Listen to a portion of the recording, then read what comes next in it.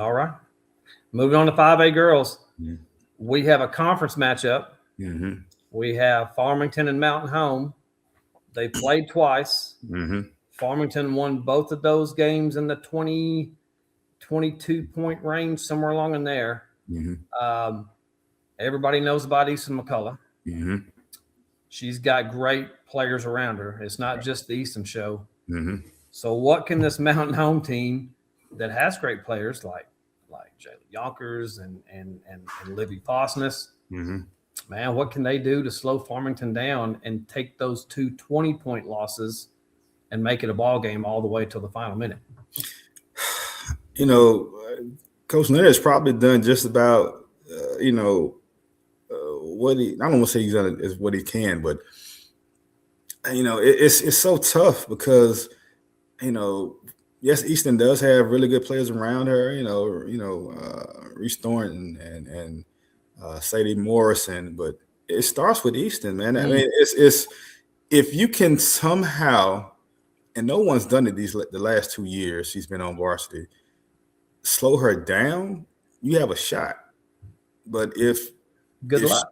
yeah, exactly. I've seen this young lady be triple teamed, and a lot of people see the numbers she puts up, the big scoring numbers, but she's a willing distributor. Her vision on the floor, That's it. you know, She's got vision. her vision, man. Honestly, That's not something you can practice, Eric. You can't go exactly. to the shooting machine and shoot for vision. Exactly, man. She can score it well. She can shoot it with the best of them. Probably, by the time she's done, she's gonna be one of the best 3-point shooters in the state. She may have every record by the time she leaves school. But one of the things that goes unnoticed with her is her vision on the floor. She can see things that you wouldn't think a sophomore will be able to see out there on the floor.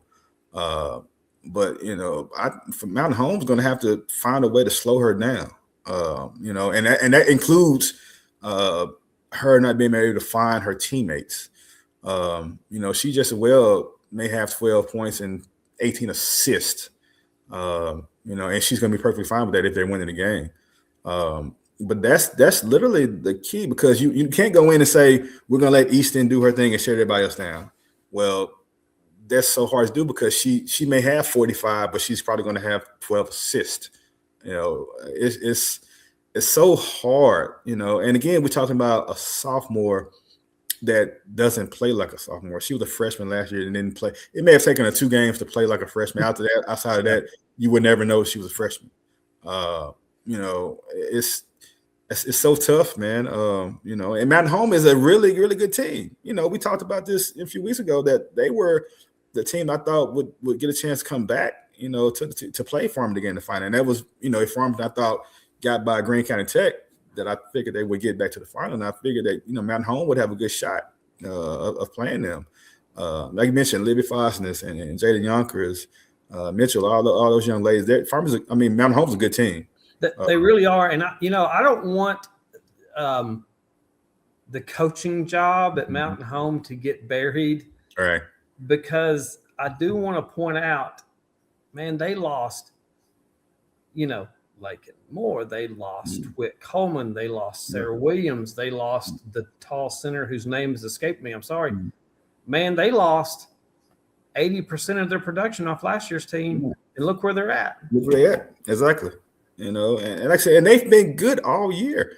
If it wasn't for what Easton's been doing at Farmington, they would probably be one of the top 2-3 teams in the state, regardless of classification. They've been really good.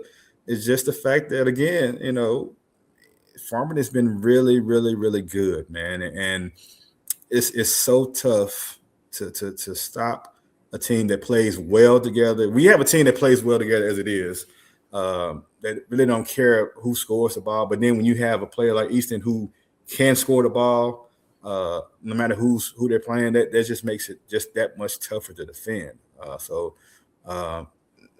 With that said, it's not an impossible task, especially when you're talking about a state title at stake.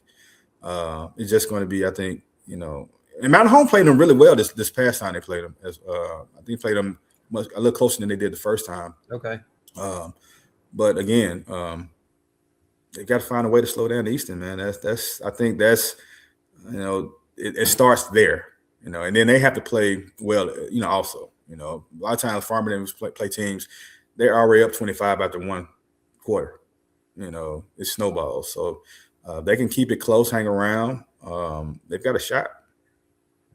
Well, 5A girls state championship team, who you got?